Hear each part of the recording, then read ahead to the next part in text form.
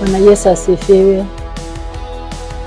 Hamjambo, karibu sana kwa neno, na kabla ya neno naenda kushukuru. Baba, Mwana na Roho Mtakatifu, naja kwako Yehova asubuhi ya leo. Naomba Baba wa majeshi, mimi ni chombo, napoenda unene pamoja nami. Mfalme Baba wa majeshi, naomba neno lako lipenye sehemu zote, nikuone nipate kuna ukosifu. Yote naomba na kuamini katika jina la Yesu aliye mkombozi wetu. Amen. Basi siku ya leo naenda kuhubiri juu kuitwa kwa Yeremia. Yeremia kuitwa na Mungu. Bwana Yesu asifiwe. Naenda kusoma katika kitabu cha Yeremia 1:4. Unasema hivi: neno la Bwana likanijia kusema, kabla sija kuumba katika tumbo nilikujua, na kabla hujatoka tumboni nilikutakasa, nimekuweka kuwa nabii wa mataifa. Mungu akamuita Yeremia, akamwambia Yeremia ya kwamba wakati ambao ulikuwa hujazaliwa kutoka tumboni mwa mama yako, nilikuwa nakujua, nilikuwa nakutakasa.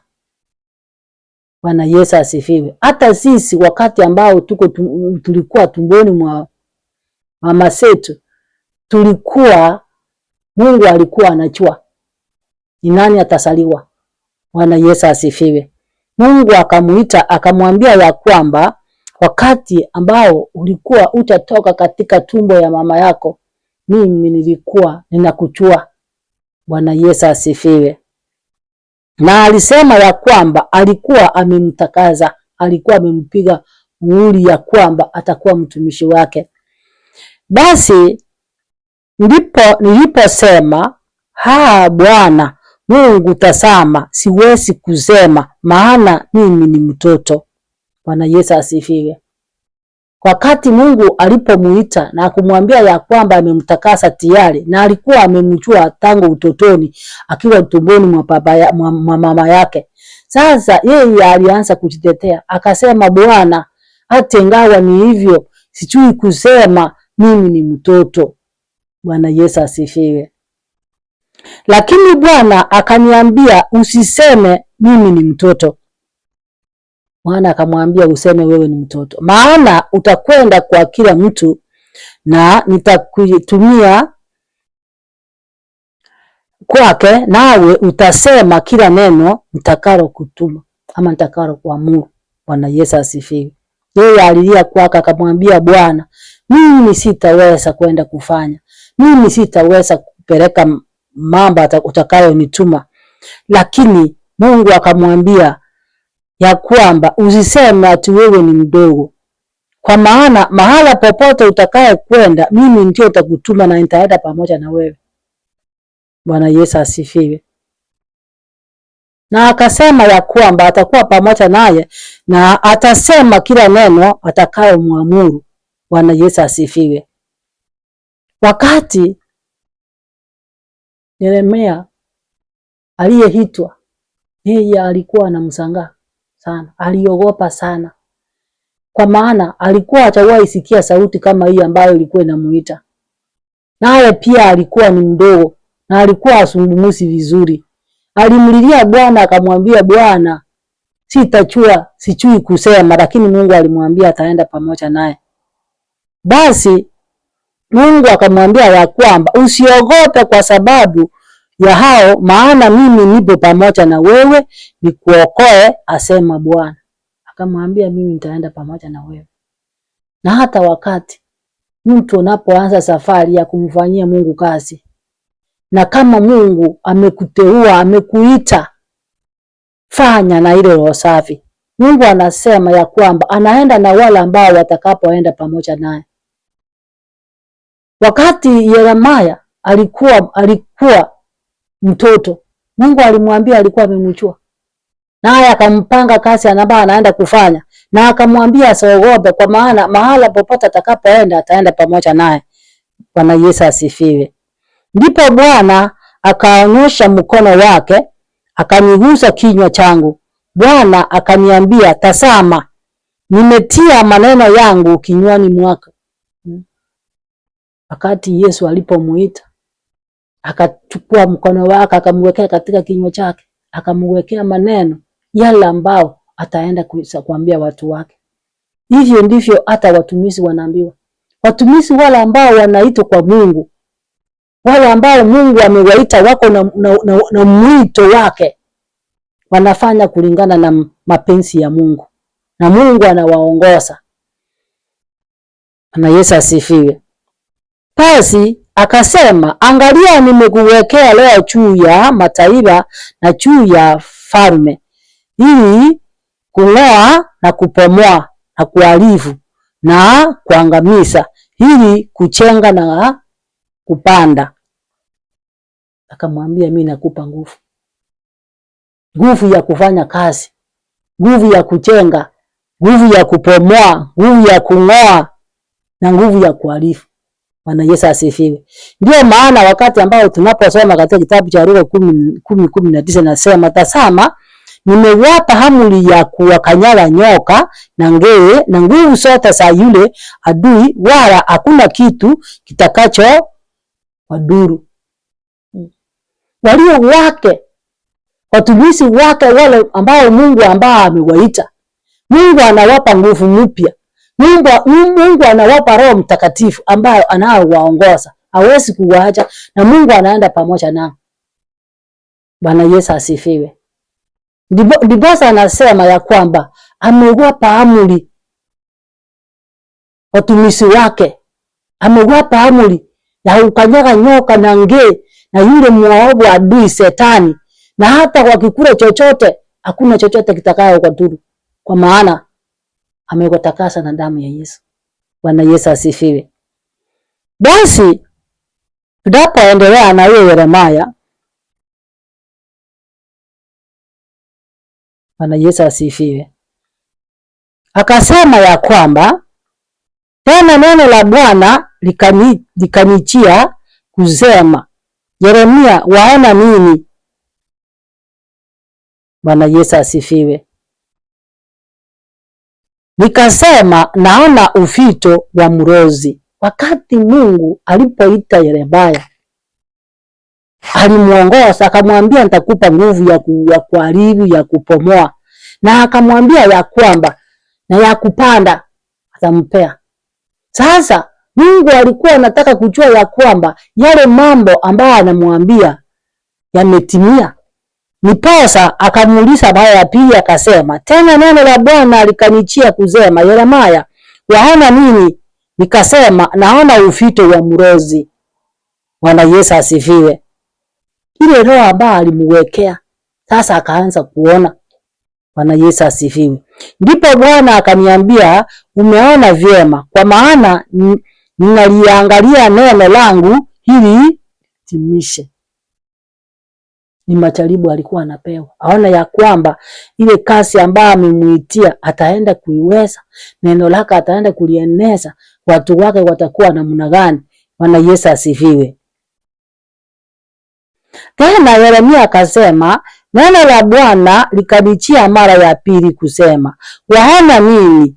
Nikasema, naona sufuria lenye maji yatokayo na mdomo wake unaelekea toka upande wa kaskazini. Bwana Yesu asifiwe. Ilikuwa ni mambo alikuwa yamefichika, lakini alikuwa anataka kutimisha mambo yake ya kwamba kama Yeremia anaona anaenda kufanya nini. Bwana Yesu asifiwe. Basi ndipo Bwana akaniambia, toka kaskazini mapaya yatatokea na kuwapa watu wote wakahao katika nchi hii. Bwana Yesu asifiwe. Akamwambia, ondoka sasa, kwa maana mambo mapaya yataweza tokea mara pale. Kwa kuwa tazama, nitalisiita jamaa zote za falme za kaskazini, asema Bwana, nao watakuja na kuweka kila mtu kiti chake cha enzi mbele ya mahali pa kuingilia malango ya Yerusalemu na kusielekea kuta zake pande zote na kuelekea mji yote ya Yuda. Bwana Yesu asifiwe. Akamwambia, nitaitana mataifa yote, watu wote watakuja kwa mlango, kila mtu atakuja na kiti yake kukaa mahali pale, kila mtu ataingia mahali pale. Bwana Yesu asifiwe. Na wataingilia katika mlango wa Yerusalemu. Basi nami nitatamka hukumu zangu juu yao kwa habari ya uovu wao wote, kwa kuwa wameniacha mimi, wakaifukizia ufumba miungu mingine, wakasiabudu kazi ya mikono yao wenyewe. Bwana Yesu asifiwe. Akamwambia, nimekupa nguvu napoenda kunenea hawa watu vile ambao walikuwa wanafanya maovu yao. Haya basi, wewe jifunge viuno, ukaondoke, ukawaambie maneno yote nilivyokuamuru, usifadhaike kwa ajili yao, nisije nikakufadhaisha wewe mbele yao. Maana tazama, nimekufanya leo kuwa mji wenye poma na nguzo ya chuma na kuta za saba juu ya nchi yote, juu ya mafalme na Wayuda na juu ya wakuu wake na juu ya makuhani wake na juu ya watu wa nchi hii. Bwana Yesu asifiwe. Alimuita akamwambia ya kwamba watu watakuja katika kaskazini, wote watapita katika milango ya Yerusalemu, na hao wote watakapokuja uambie mambo yangu. Bwana Yesu asifiwe. Na hata wakati tunapofanya kazi, ambia watu mambo ya ukweli. Hata wakati watumishi wanapofanya kazi, wacha waambie watu mambo ya uwazi.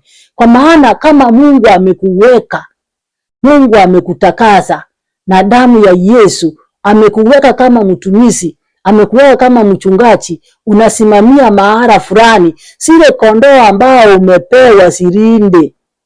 Bwana Yesu asifiwe. Wakati sasa Yeremia wakati ambao alipokuwa akiitwa, alijiona hataweza, lakini Mungu akamwambia, nitakutia nguvu. Hata wakati ambao watumishi wa Mungu wameokoka, wakati Mungu anawapatia kazi kufanya, ni mtu ambaye anachukua mwito wa Mungu, yaani vile ambao Mungu amemuita na kumuongoza afanye kazi yake. Bwana Yesu asifiwe. Kwa maana tunaona katika hiyo kitabu cha Yeremia, tunaposoma hiyo Yeremia 8:4, hayo inatuambia ya kwamba Yeremia hiyo 8